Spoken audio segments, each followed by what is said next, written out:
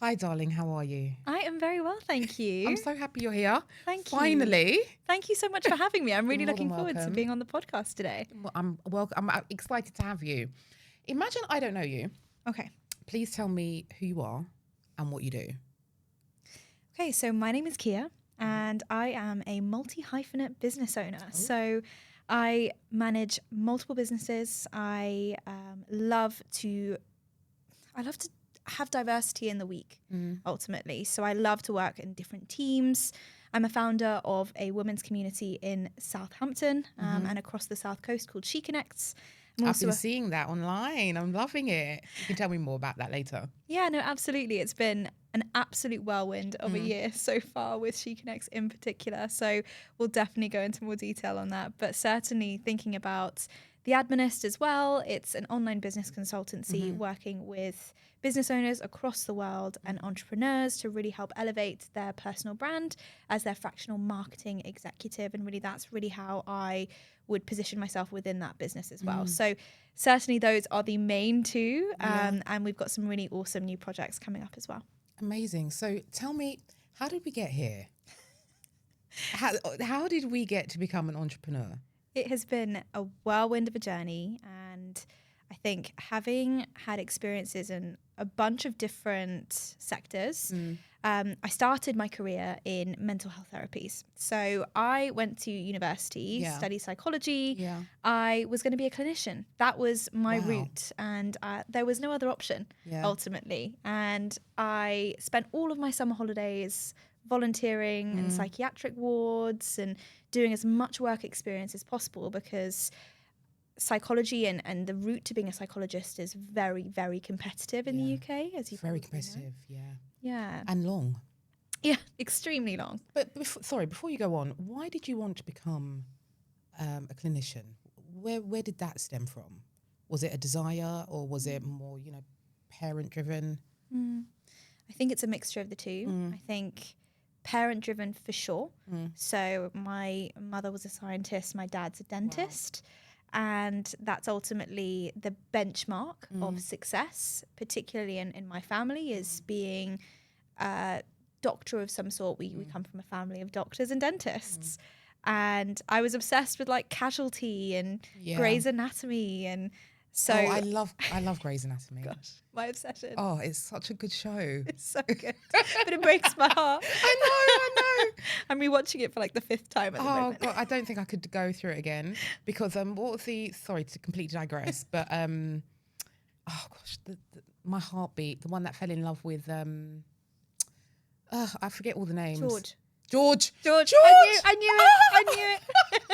When you said my heartbeat, I was like, yep, that's him. God, but yeah, I understand. So you saw these shows, obviously, for the family, so you were pushed down the that route. Yeah, certainly, and I think it was, it's when you're brought up in that way, you don't realize whether or not it's your decision until you're actively in the industry. So you get on that. It's almost like a train. Once you start the train from a very young age, you lose sight of whether that's actually your decision or whether it's a decision that was already made for you until you're in the industry, like I said. And what ultimately ended up happening is I graduated from university, did every single mental health role under the sun. And when I actually got onto the psychological therapist route, I realized I didn't possess the psychological resilience to do that at the time. It was during COVID. Before you carry on, what do you mean the psychological resilience? So I was exposed to quite a high level of trauma whilst I was in that position. And certainly it was a level of trauma and a level of complexity that I don't think I was equipped with the skills necessary to be able to hold space for. Right. Like what, for example? So a lot of PTSD, a lot of anxiety.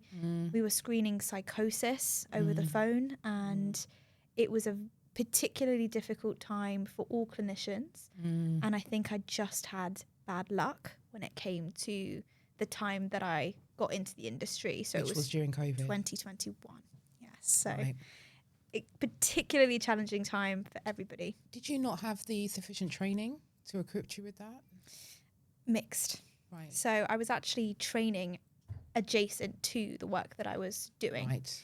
And it was the work that I was doing that was particularly challenging, particularly difficult at the time. I think it was a mixture of working from home and not, I think I got on it a little bit prematurely. Yeah. I have always been a high achiever, stereotypical high achiever, regardless of what I devote myself to. I will not accept anything less than the best. And so that I pushed myself. Yeah. And this is a prime example of where I pushed myself a little bit too hard, but my brain didn't have the time to catch up until I was actually exposed to the situations. I was getting really unwell, and it became a bit of a rite of passage for clinicians to be experiencing burnout during COVID. You know, everyone was aware of the pressure that was on the NHS, and I really resonate with what you mentioned there in terms of we were severely under-resourced, so it was nobody's fault. Yeah. You couldn't point the finger and say, oh, it's because of this or that. It was just terrible timing for us all. But particularly in my case, I became very unwell. Obviously, I was studying at the same time, so I was working full-time, studying, doing my exams. But because of the pressure that we were under as clinicians, ultimately the exams that I was taking should have then allowed me to take the assessments that I was then administering. But I was doing those assessments before the exams. Yeah. And that becomes incredibly challenging because my entire cohort that I was studying with were all on different placements. And as a result, we were all in different spaces, quite literally. And I was working from home. Some of them were face-to-face.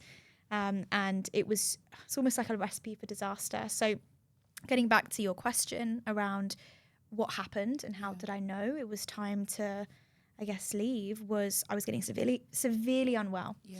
I was having nosebleeds, being sick. I was having nightmares every single day. Really? And I got to a stage where I was internalizing everyone's emotions and feelings, and I would really feel it. And it's a really challenging one because I think people go into that industry because they really care about other people. But when you're exposed to that level of intensity, that level of severity, and that level of risk continuously, that becomes your life. I was logging on at work at 6 a.m. and finishing work at like 8, 9 p.m. My last risk assessment letter would be sent off at that time, and I could not switch off because I was worried that I was going to come into work the next day and my patients that I saw the day before wouldn't be there anymore. So it was 6 clients in a day. That's a lot. 3 assessments and 3 treatments. That's a lot. So the 6 clients a day? Yes. Yes. So for half an hour? So 45 minutes per assessment. And those assessments were not a 45-minute assessment. And that's what the most heartbreaking thing was about it. You know, mental health cannot be summarized into numbers. And I think this is a part of a wider conversation around the categorization of mental health disorders across the world, in that there are various psychometric assessments like the PHQ-9, GAD-7 that allow you to rate your symptoms on a scale of 1 to 3 or 1 to 5 if you're thinking about some of the other ones. People are not numbers. People are fluid. Where I might rate myself a 3 out of 3 on one day on one of these questions, I'll be rating myself a 1 out of 3 the next. And we were KPI'd on psychometric assessments ultimately, and the recovery rate of various patients. So this, again, it stems to a wider conversation around the system that I was working in IAPT, which is improving access to psychological therapies. It's ultimately a system that was ultimately originated from the Return to Work initiative. Right. So people realised that it was unproductive to have people off work for mental health reasons. So IAPT was invented by the government as an initiative to get people back to work after they've been signed off. Now, this was probably around 20 years ago. The system has changed. I think the need for it has shifted quite significantly. And we're in a completely different place now than we were 20 years ago. And it's a system that, albeit I left it coming up to 5 years ago now, it may have changed. At the time, it wasn't really one for clinicians or patients, because I was telling people, you're going to now be put on an 8-month waiting list if you've got severe depression. My heart was breaking every single time. Yeah, I think this deserves a whole nother conversation. But I can only imagine what you went through. So, I mean, did you just wake up one morning and say, I quit? Did the spirit take you? Or was this a planned process? Goodness. I wish. And ultimately it was extremely unglamorous in that I was being sick continuously. And I woke up one morning, my Apple Watch was going crazy saying I need to stop running. And I'm like, it's 9 a.m. in the morning. I've just had my breakfast. Exactly. And I was vomiting and having nosebleeds. And so something within me said, actually, this isn't right. I need to call my GP. So I told work that I wasn't well. They were really lovely about it. And I called my GP and he said, you're experiencing chronic burnout at 22 years old. Wow. And seriously? Yeah. Oh my gosh. Yeah. And he said, you've got a choice to make, Keeya. You either stay in this route and I'm signing you off for 2 months, or you run. And my GP said that now is the time, if you're 22 years old and you're burning out, it's time to choose a different career pathway. And he was so candid, and he potentially saved my life in that moment. So you ran? Yeah. So I left. No backup plan. Everyone was thinking like, are you okay, Keeya? What's going on? It was almost a feeling of nothingness. I had nothing to lose anymore, because from what it felt like at the time, everything that I had worked towards was now gone, in that it's so competitive, that route. I was fully aware of me quitting now would mean that I would struggle to go back into it later. And I've had people actually say to me, are you sure you want to quit? Because that's going to pretty much ruin your chances of going down that track altogether forever. And I said, yeah, fine, sure. So I'm completely numb to everything at the time. I became extremely isolated, and I couldn't, when I tell you, I couldn't even have a conversation with someone in my personal life without having intrusive thoughts about what my clients are thinking. Went straight into corporate. I went to a random networking event because I had nothing to lose. I went around and I shook everyone's hand and I said, I want a managerial role. No way. I said, I'm looking for my next challenge. I want a managerial role. Yeah. And I stumbled into a company that was absolutely incredible, and I ended up being the equivalent of a consumer psychology manager across a wide company group. So what's that? Say that again. Consumer psychology manager. Right, okay. So that wasn't my job title, but it was the equivalent of a consumer psychology manager, because I would go from site to site and really probe the customer experience, analyze how we're treating our customers, and optimize a process whereby the team feel empowered to deliver that level of customer service that aligns with the brands that we were also working with. So I had an amazing 2 years working there. And again, I think they are everything that saved me at the time. And in what way? I had a mentor in the business who was just incredible, and we're still in touch now all the time. And I still hear his words in my ears when I'm in business now. Which are things like, have patience, Keeya, slow down, slow the world down. It's okay if things feel like it's falling apart. And that has been so integral for me now as a business owner, because when, things are going crazy, as they do, as they do, I have that narrative of slow it down. It's going to be okay. Do one thing at a time. Have patience for other people. Sometimes people don't go at the speed that you're going at, and sometimes people don't have the same level of goals that you have. So you mustn't judge people for that if they're not on that same trajectory as you're, they're not on that same journey. Yeah, I mean, would you say you're highly ambitious? Yeah. Sometimes a good thing, sometimes a bad thing. Yeah. Always a good thing, I think. Yeah.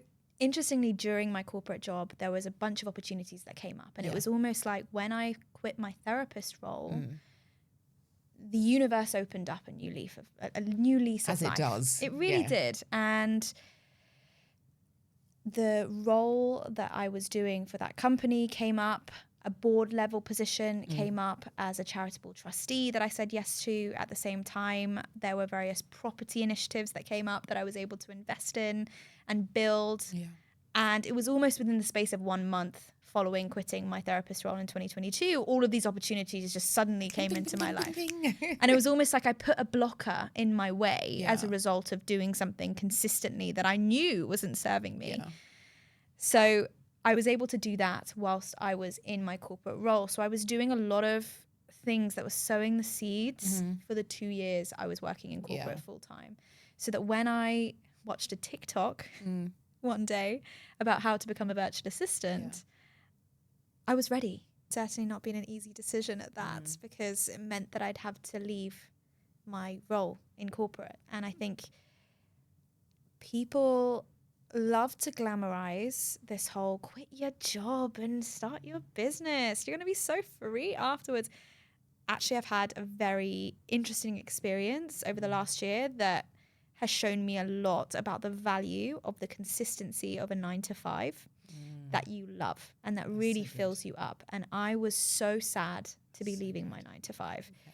And this is the side of an entrepreneur's journey that not many people are talking about. Everyone has these crazy career exits of like, oh, I was fired, or, you know, my boss was horrible to me. And that was not the case in my corporate role. I was genuinely upset about leaving. Like, I genuinely cried. And I was like, I was the one who resigned. It's like when you break up with a partner and you're the one feeling sad.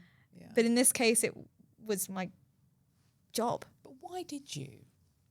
What was inside of you that told you to quit? I think there's a number of factors that came up for me around the quitting piece. I think number one was that I knew the role that I was in would devote a lot of my time and attention, and I needed to have that back to devote to other pieces. I think I'm around a circle that's extremely ambitious, and you know, my brother is also an entrepreneur and multiple business owner, and he very much was an influential person in the shift that I made, because ultimately I see life in terms of energy allocation.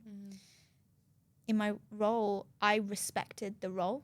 I loved the role I was in, and I really respected the company that I was working for, and I didn't want to start my business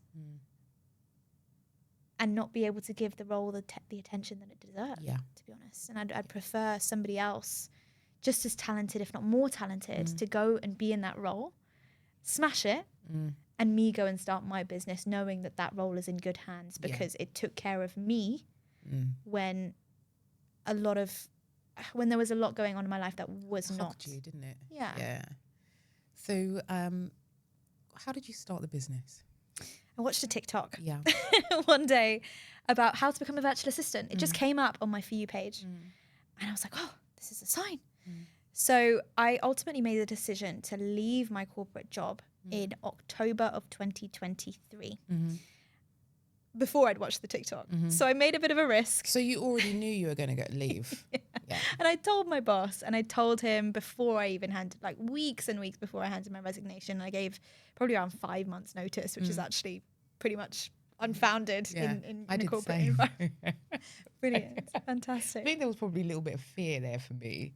You know, if I give it long enough, it probably won't happen. But yeah. So certainly it was a risk. I said to my boss, I want to move to London and found like a tech company or something. And he was like, what? And everyone was like, what? And even I was like, what? I don't know. And so I watched this TikTok. I saw that this person was a virtual assistant, and I thought, actually, she can do it. Why can't I? I'm very much an individual whereby if I see something that I want to do I'm just going to go for it. Like there's no need to beat around the bush. Like you've got to shoot your shot.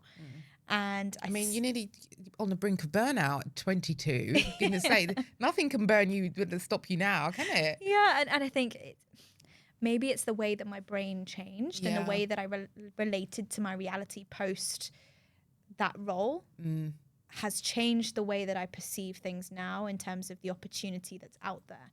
There is opportunity everywhere, but only if you're looking. Yeah, I really agree with that. I mean, I've been on the brink of burnout. I wouldn't say I have burnt out. And there's something that it shifts in you, let alone everything that you went through, you know, in the role. But there's something that shifts in you that's like, I need to look about me. I need to put me first. I need to know what's going to light me up, because if I don't, I'm just going to kill myself and be miserable. See, there's something that you kind of just throw caution to the wind in some respect, and go after your heart's desires, I guess. Do you feel like that's what you did when you handed in your notice? Yeah, 100%. Really? It's almost like a numbness to it, and a self-preservation mechanism of, I'm going to put me first from now on. I feel like back in 2022, the kick that I got, the negative kick that I got from having to leave the industry and just completely dissolving my ego, because I was so proud of what I was doing. If you would have known and met any one of my circle at the time, they were like, Keeya loves what she does. She's really good at what she does. And I was really good at what I did. Incredible feedback from all of my patients. I passed all of my exams with flying colours. The kick that I got from having to leave, the devastation it brought me, I thought to myself, I'm never going to be in this position ever again in my life. Never, ever am I going to be sat on my ass with nothing going on, vulnerable to the world. And I think, unfortunately, the world can take advantage of you if you let it. So certainly in watching that TikTok in 2023, I was in a great position in my corporate role. I loved what I was doing, but I knew that it was my time. I am an advocate for trying new things in your 20s. And I'm an advocate for not being too comfortable in your 20s. Well, I was an advocate for that. Now, maybe it's a little bit different. I'm willing to be a bit more comfortable now. But certainly in my earlier 20s, I was a little bit more, right, okay, let's jump, let's go. I love that, though. So I started my business in January of 2024. And within 1 month, I had 10 paying retainer clients while still working in corporate. And it was, awesome. And I was like, oh my goodness, this might work. How did you get these clients? I would lie in my bed morning and night, just messaging everybody. Really? My Instagram feed was terrible. I don't know what I was doing at the time. No, but you know when you're hungry, that's the best time. You know, you're hungry, let's go. Yeah, but I had like 6 posts. Sometimes I had like 3 posts at one point, and I was messaging people nonstop. I would lead with the, hey, do you want to jump on a call? I can do this for you. Do you want to jump on a call? Or at the time, especially, I was still trying to figure out my niche. So I was like, I'll do anything. I'll just be your assistant. Come work with me. Fine. I love it. So it was interesting. I love it. So, I mean, do you feel that you had a good sales technique? I feel like you're a good salesperson, which is why you got all of these clients immediately. Honestly, I just like people. Like I really am interested in what other people are doing, and I love supporting other people's businesses and other people's ventures.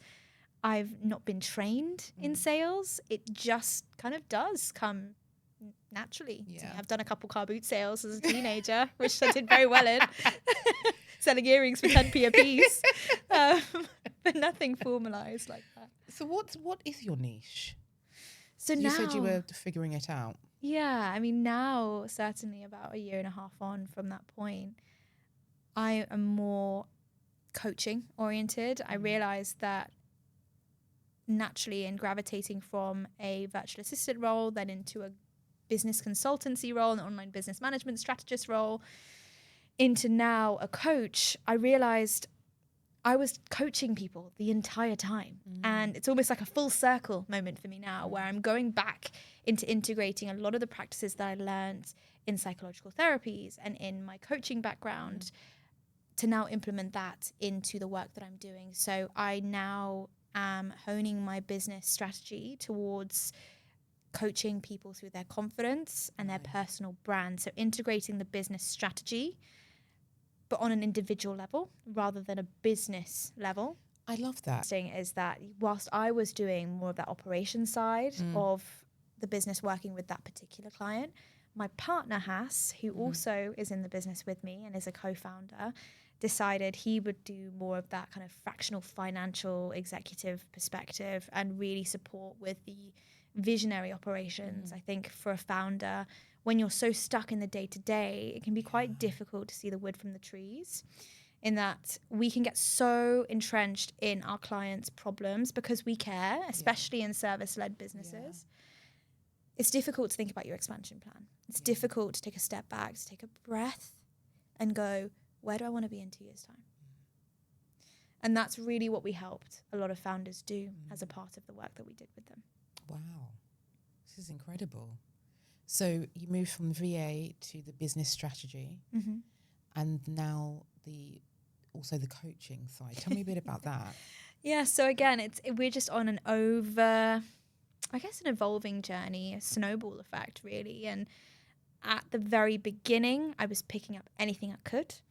Towards the end of the year, I was becoming extremely selective in the clients that I was working with. Why? Because I tried to be everything to everyone. Which is, although everyone was telling me, do not do that, Keeya, I was just excited to be doing stuff. Like, I was excited to be working for people and be doing things. And I can deliver great work across multiple different things. So I was delivering a great service, but I was not delivering a great service to myself. Okay, so tell me about that. Yeah. What happened?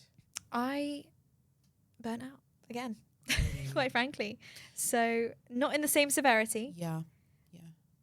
But I really hit a wall towards the end of last year, and I ultimately turned around to Hass, my co-founder, and said, we need to change everything or I'm out. And I'm going to be either going back to corporate or completely starting again. Yeah.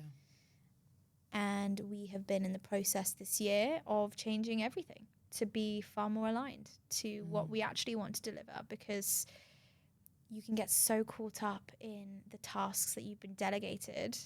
I mean, at one point we were operating with 30 clients between myself and Hass.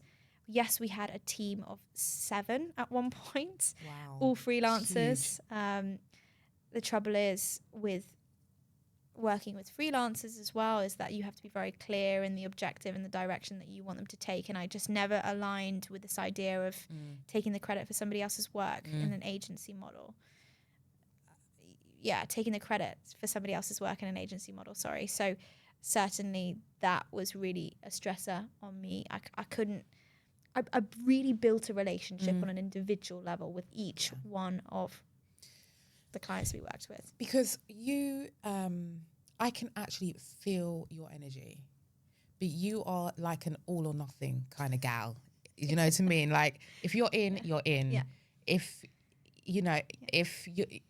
you're kind of like the ride or die. If that's your bestie, that's your bestie. Yeah. You're going in, that's your hobby. Do you understand what I mean? Yeah. And I can see that you give your everything, your all in anything you do, whether it be, in your personal life or your professional life. And you've given your business everything you've had to the detriment of yourself. Yeah. What have you, I'm the same, to be honest. What have you learnt this second time round regarding burnout and how to prevent it from happening again? Because we can't keep doing the same thing, right? Yeah. And you're a kind of all or nothing woman. continually assessing alignment. Right. Okay. And on a day-to-day, practically, what does that look like? Is this something I actually want to do today? Okay. Is this something that actually gives me energy? Yeah. Or am I just feeling drained at all times post-session? And I think that is something that I say to myself pretty much subconsciously on a daily basis. If I know now, if I don't want to do something, I won't do it. I mean, yes, there are some tasks out there that I definitely don't want to do, but I have to. Yeah, you have to do it. There are things that I accept, of course. There are things that get let through for business reasons, strategic reasons, and financial reasons. But I'm willing now to dissolve businesses over this. No matter how much money I make, it's not worth it. And it's interesting, you mentioned the second time around. When you experience burnout when you're working for somebody else, you can have a bit of a, that sucks. Like, when you experience it because of your own business, you've ultimately betrayed yourself. And that's really, really hard to look at yourself in the mirror and go, I have created the monster here, myself. It's not like it's a system I can blame. I need to really take a hard look at my motives and lead from a position of self-awareness moving forward, in that I know what gives me energy. So why don't I just do that? And actually this year I've had the most amazing 6 months in my entrepreneurial career so far, because I let go of this need to be in struggle and in stress all the time. I thought it was normal to work like 20 hours a day because I was going to get my invisible badge of honor for being an entrepreneur. Yes, you do have to put in work. Yes, you do have to work a lot. It is hard, but you don't have to push it to a point that like you dread waking up in the morning. Because this year has been incredible with so many different collaborations through starting She Connects, which has been, everything I could have dreamed. Is that why you started She Connects? Yeah, so it was December. Yeah. I had just had that conversation with my co-founder, which was particularly difficult, around actually having to step back a little bit from the business to protect myself for a little while and recover from what I put myself through. I met a family friend of mine that I hadn't met before, and she basically said she had just graduated uni about a year ago. She was feeling really lonely in Southampton, and she wanted to start a wellness community. So I turned around to her and said, yeah, let's do it. Let's do it now, because I need it. I've needed it. Some wellness. I've needed it. Going through all of these experiences. I've had HAS, which has been incredible. And I don't think I would have been able to have gone through it without having my solid partner. Yeah. But in terms of a network and a community, that just wasn't there. I moved back to Southampton in 2020 and I was like, where's everyone gone? I grew up in Southampton. Suddenly I came back and it was lockdown. Yeah. No one was around. I struggled to make friends post-uni. And then I got my corporate job eventually. My friendships were contingent on my job. Yeah. When I left my corporate job, I lost my community. Yeah. And I was like, I want there to be a community out there that's not contingent on where you live or what job you do or whether you're an entrepreneur or not. The South Coast needed a community. It really, really did. So we started in January. And when? 2024? 2025. 2025? 2025. It's thriving, isn't it? Yeah, it is doing really, really well. Wow. We are absolutely loving it. And that's why when you said when I have rest, I'm relieved. Like I'm excited to be resting because I'm still doing the administ. Yeah. And really working to align that to my passion and Hass's passion. But also I'm doing She Connects, which could be a full-time job in itself with the uptake and the engagement we've had, not only from the community and attendees of our events, but from the brands that actually want to work with us. Wow. because they see it as a marketing platform. We love to use our platform to promote the brands in and around Southampton, whilst also making everyone feel special and really elevating the overall experience. Because I was tired of everyone leaving, to be honest. My thinking was, I quit my job back in 2023 under the rhetoric that I was going to move to London and start a tech company. 2 years later, I'm still in Southampton. There must be a reason why I'm still in Southampton. I grew up here. Maybe this is that. Maybe this is the reason. So I thought, let me just try it. Let's see what happens. It's just starting on Instagram. No biggie. If it flops, then whatever. At least we tried. No, because I've seen it. It's thriving. It's like this huge heaving community. Like, I mean, but how does it work? Do people join like a membership, or do people just buy a ticket to attend an event, or is it free? How have you set it up?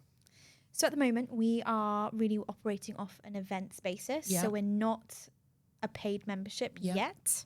That may be coming towards the end of the year into 2026.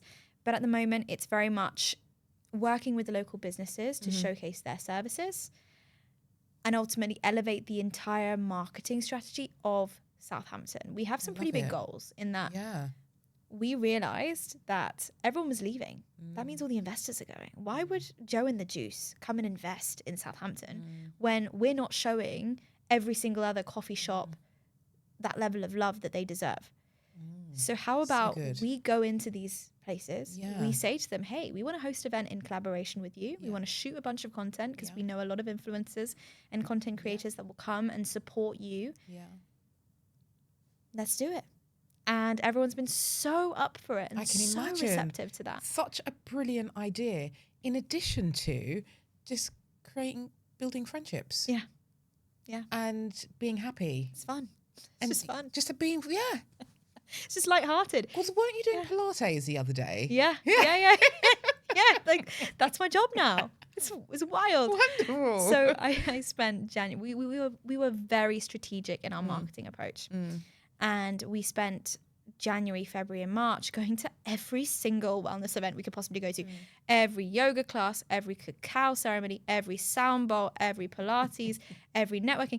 I was so tired at the end of the 3 months from wellness, like in a good way tired. I was just sore. Like I was like, I need to relax and sit down.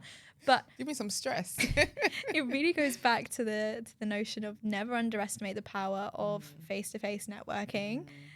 And Instagram alone will only take you so far, especially if you want to build a community. You have to lead by example.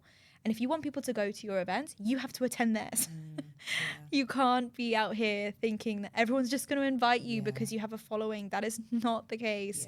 And actually leading with that intention actually repels the opportunity away from you. So we love what we do, and we love the people that we've worked with, and we love the people that we go and actually enjoy their events and invest in them, because we're ultimately trying to build the economy of Southampton, make Southampton feel like a more appealing place for young women in their 20s and 30s to actually live here and stay here and invest here. Get me excited about Southampton. I want to come and visit.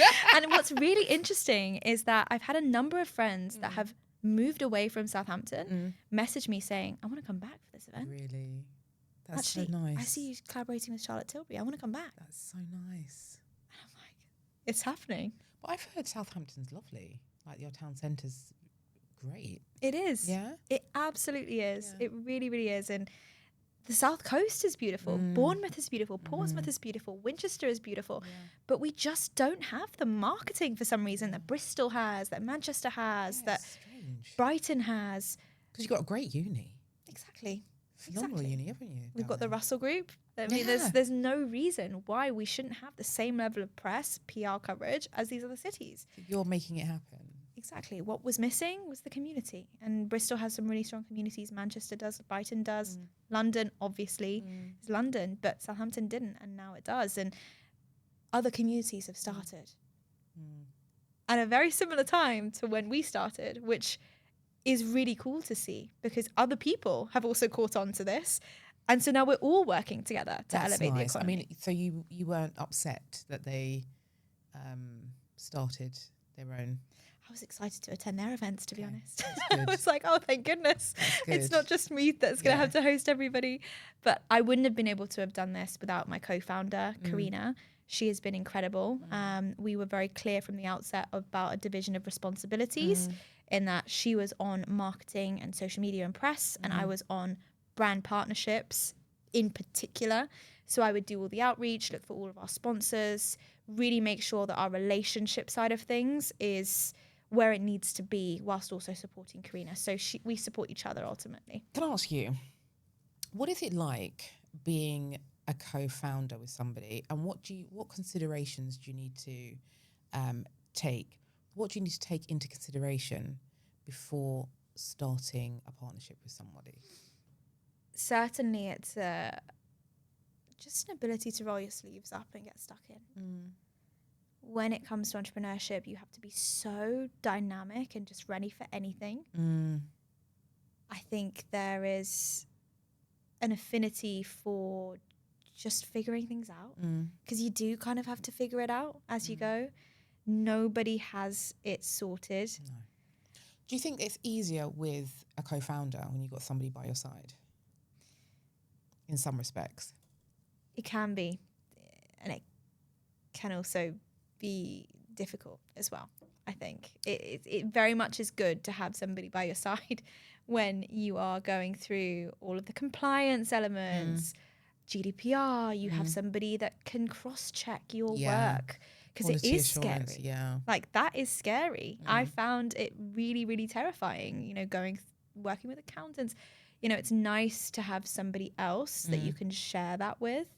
I'm a very community-oriented person. I love working with people, but it is incredibly important to choose the right people to work with, because it can really be make or break for your sanity and theirs. Yeah, 100%. I mean, I know that you work with your partner. What's that like? Interesting. Tell me the one thing that just gets on your nerves. Oh my goodness. I think it's very difficult to separate life and business. It's extremely difficult. And because for me, my life is business. Like, that is my identity. Yes. I mean, I'd love to say that I knit in my free time and stuff, but like, I love being an entrepreneur. I love what I do. And I've always loved my career. And I'm so passionate about other people's careers and other people's businesses. I lose sight of the boundary personally between the two. So my brain is on from the moment I open my eyes until the moment they close at night. And I will be thinking at 6 o'clock in the morning about my to-do list for the day. And I'll be thinking about my partner's to-do list for the day. And I'll be asking my partner, oh, so what are you doing today? And he's just literally opened his eyes.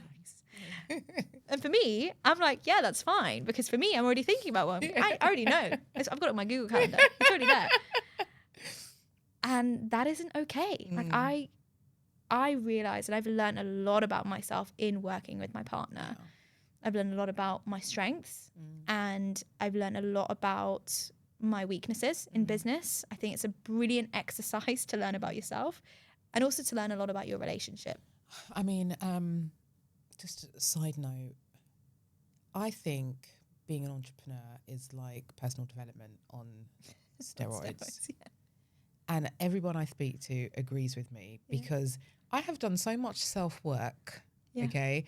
And you know what I mean? And dug deep and gone on, you know, yoga retreats and watched the videos, read the books, the therapy. And I can genuinely say that since I've started this business that I currently have, I really believe I'm a better person. Yeah. And I've done so much more work in this small space of time than compared to all of the years that I've dedicated to, you know, healing or whatever. What is that about, do you think?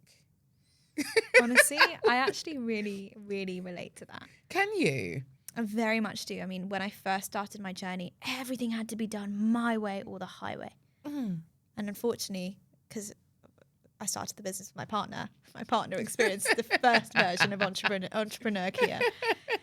Whereas now, with my other co-founder, Karina, I'm a lot more open to ideas, open to fluidity, to the idea of the fact that I do not know everything. And it's not like I am not representative of what is correct across everybody's life and mindset. And I think also in working in a community-based model, I've started to understand that actually my preference isn't everyone else's preference.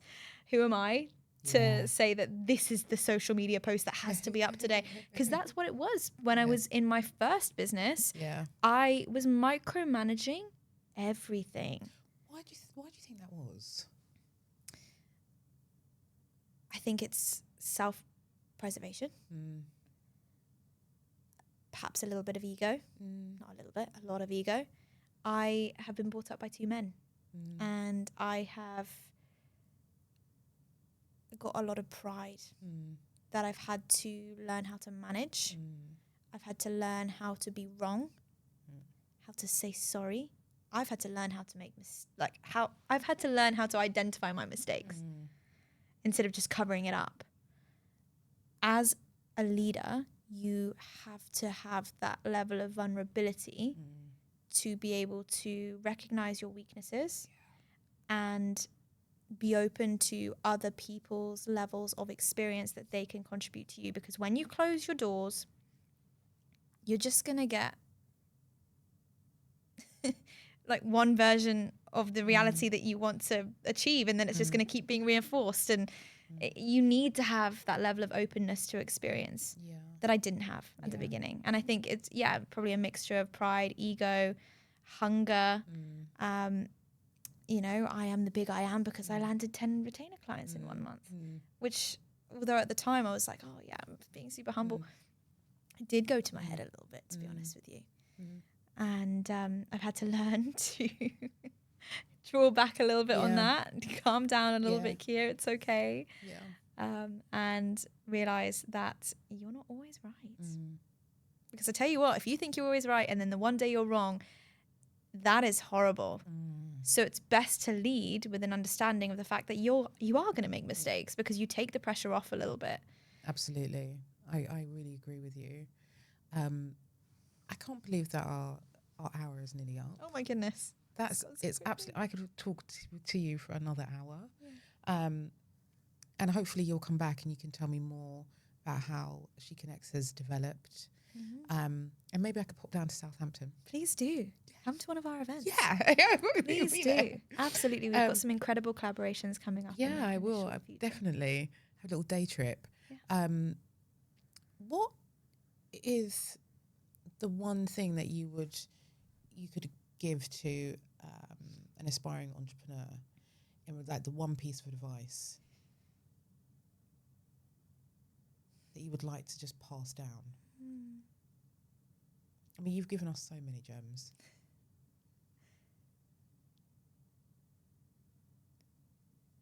Find something that lights you up. Do that one thing. Become obsessed with it. Own the fact that you're obsessed with it. And the money will come. I love that. When you are working in alignment, the opportunity will find you. If opportunity is not finding you, chances are you're not doing something that's serving you, and you're not doing something on a deeper level that you actually enjoy and you actually like and you find peace in. That's really good. Thank you so much. Is there anything that you would like to discuss that we haven't spoken about? Certainly, I think around She Connects, there's just so much awesome stuff that's happening. And I was speaking to one of my coaches this morning. And when I say one of my coaches, it sounds like I've got many, just my PT. And I was saying, I don't know what in the world I've manifested, but my calendar is packed full of the most exciting meetings and just collaborations of my dreams. And I'm like, what did I do? And the only thing I can attribute to that is that I chose myself. Like, I chose me. I chose what I wanted to do. And I went, you know what? I'm going to sack off my income for a little while And that was scary. Yeah. Thankfully, like I said, I'd sown the seed. So I Yeah. had property pieces Yeah. going on. I had other sources of income. Yeah. I was in a position where I was able to do that. A lot of people aren't able to do that. But Yeah.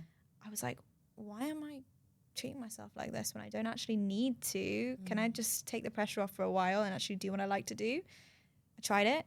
And literally within the space of 2 weeks, I was seeing the results in terms of the uptake of She Connects. And Amazing. it's been awesome. So really, that is my nugget I would give to anybody else, is run towards what aligns with you. Yeah. Absolutely. I don't know anyone that's actually found their thing off the bat. Do you? No. And what's really interesting is that you need to go through it to grow through it. Yes. You really need to. And it sucks. Yeah. There is so much pain I look back on in my life that I go, gosh, I really could have done with not going through that. But actually, everything has happened in my life for a reason. Yeah. Every single thing. And every flop, every failure, every tear has empowered me in the way that I'm operating now. And I totally agree with you. I haven't met a single person that hasn't been better as a result of their shortcomings, because the shortcoming is temporary. Yeah.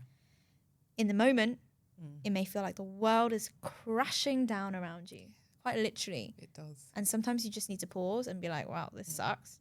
And allow yourself to go through it and surrender. Yeah. Get up and go again. Yeah. Yeah. Yeah. Thank you so much. I've had an absolutely wonderful conversation. Thank you. And I will be in Southampton soon. Please do. We'd love to have you at any time. Thank you. Thank you so much for having me. You're welcome.